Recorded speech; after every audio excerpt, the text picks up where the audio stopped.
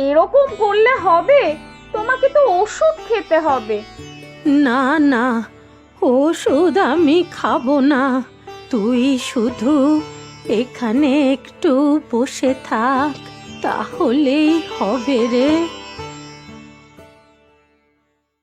ওমা, ঠাকুমা যে কিছুই খাচ্ছে না। খোকা তো গেল ডাক্তার ডাকতে। কি যে করি, তোমার বাবার শরীরটাও তো ভালো না, তোমাদেরও তো যাওয়া দরকার ও বাড়িতে। হ্যাঁ মা, সেটাই তো ভাবছি। দুপুরের পর বেরোবো ভেবেছিলাম, তোমার ছেলেই তো যাবে বলল। সে তো যাবে বটেই, ওরও তো একটা কর্তব্য আছে। এত দূরে থাকো, তোমার বাবা মায়েরও তো মন চায় দেখতে। কিন্তু সকাল থেকে ঠাকুমার শরীরটা হঠাৎই আবার এত খারাপ হয়ে গেল কি করে বলো তো? কি জানি, বয়স হলে কখন যে কি হয় কিছুই বলা যায় না। এই ভালো তো এই খারাপ। ঠাকুমা মনে হয় ঘুমিয়ে পড়েছে, কিছুই তো খেলো না। ডাক্তারবাবু এলে ঠাকুমা ওষুধ খেতে চাইছে না বলতে হবে। কি গো, মেয়েকে ফোন করেছিলে? কি বললো?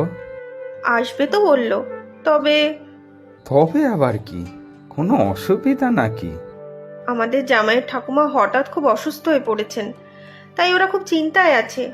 এত দূরে থাকে ওরা, খুব মন চায় ওদের দেখতে। মেয়ে তো আমার পরের বাড়ি গিয়ে সত্যিই পর হয়ে গেছে। এভাবে বলো না তুমি, শ্বশুরবাড়িতে ঝিনুকেরও তো একটা দায়িত্ব কর্তব্য আছে। আর আমাদের প্রতি নেই কিছু? মেয়ে তো তাই বিয়ের পর ভুলেই গেছে আমাদের। আমি বুড়ো ভাব পথে বসে আছি মেয়ের। তুমি ঝিনুককে ভুল বুঝছো, কিন্তু ও তো আমাদের ছেড়ে দূরে থাকে, ওর বুঝি কষ্ট হয় না? কষ্ট হলে কি আর আমাদের কাছে আসতো না? এর থেকে আমাদের ছেলে হলে আমাদের কাছেই থাকতো, দূরে চলে যেত না। তুমি এত অস্থির হয়েও না তো, ঝিনুক তো আসবে বলেছে। তাছাড়া সাগরও তো এত দিন পরে ওর বাবা মায়ের কাছে এলো, ওদের দুজনকেই তো দুদিক সামলাতে হচ্ছে। তার উপরে মাসিমা অসুস্থ হয়ে পড়েছেন। ঝিনুক তো বলল ফোনে যে ডাক্তারবাবু বলেছেন যে বেশি বাড়াবাড়ি হলে হাসপাতালে নিয়ে যেতে হবে। তুমি আর একবার ফোন করো তো মেয়েকে, কখন আসছে জিজ্ঞাসা করো। আমি আর অপেক্ষা করতে পারছি না। সে আমি ঠিক ফোন করব, তুমি এখন চুপটি করে বিশ্রাম করো তো দেখি। ডাক্তার বেশি চিন্তা করতে বারণ করেছে কিন্তু। আমার চিন্তা কারো করতে হবে না, কাউকে ভাবতে হবে না আমার কথা। হ্যাঁ মা, বলো। কিরে, তুই আসবি কখন? জামাইও আসবে তো? এই তো মা, যাব। বাবা কেমন আছে? ওই একই রকম, সকাল থেকে শুধু তোর কথাই বলে যাচ্ছে। আসলে এখানে ঠাকুমাও খুব অসুস্থ হয়ে পড়েছে। আমাদেরও তো তোকে খুব দেখতে ইচ্ছা করে রে মা, বুড়ো বুড়ি একা একা থাকি। তুই এলে ভেবেছিলাম তোর বাবাকে আরেকবার ডাক্তারের কাছে নিয়ে যাব। হ্যাঁ মা, তুমি চিন্তা করো না, আমি যাব। একটু যা দেরি হতে পারে। আয় রে মা, তাড়াতাড়ি আয়, বেশি দেরি না হয়ে যায় আবার। কি করি বলো তো? আবার কি হলো? মা ফোন করেছিল। তোমার বাবার শরীর আবার বেশি খারাপ হলো নাকি? ডাক্তার দেখাতে নিয়ে যেতে হবে। মা তো আমি কখন যাব সেই ভেবে অস্থির হচ্ছে। তোমাকে অনেকদিন দেখেন না, তাই এ বাড়িতে দেখছো না সবাই তোমাকে দেখে কত খুশি হয়েছে। ডাক্তারবাবু কি বললেন গো? ঠাকুমার কয়েকটা ওষুধ বদলে দিয়েছেন, আর সারাক্ষণ কাউকে থাকতে বলেছেন।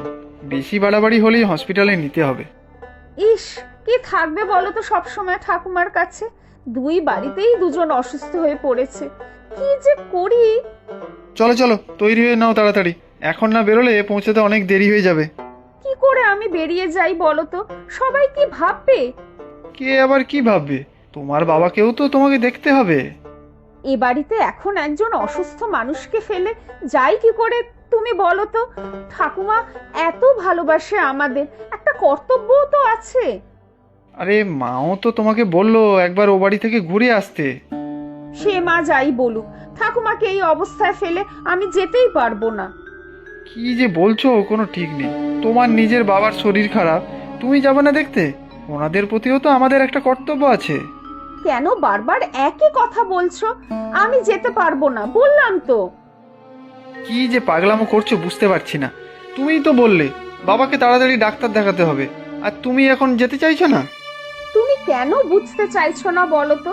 ঠাকুমাকে এখন অসুস্থ অবস্থায় ফেলে আমি কোনো মতেই বাড়ি যেতে পারবো না। ঠিক আছে, তুমি যখন কিছুতেই যাবে না তখন আমিই যাই, বাবাকে ডাক্তার দেখানোর ব্যবস্থা করি। তুমি একাই যাবে? হ্যাঁ, আমি একাই যাব। তোমার যেমন এই বাড়িতে থাকা জরুরি, আমারও তেমনি ওখানে যাওয়া জরুরি। আমারও তো একটা কর্তব্য আছে ওনাদের প্রতি। তুমি তাহলে আর দেরি করো না, বাবাকে গিয়ে ডাক্তার দেখাও। আমি এদিকটা সব সামলে নেব। আমি মাকে ফোনে সব বুঝিয়ে বলে দেব। ঠিক আছে, তবে ঠাকুমা একটু সুস্থ হলেই তুমি কালই চলে আসবে। হ্যাঁ গো হ্যাঁ, এবার যাও দেখি। অনেক চিন্তামুক্ত করলে তুমি। সত্যিই তুমি সাগর, এই ঝিনুকের সাগর।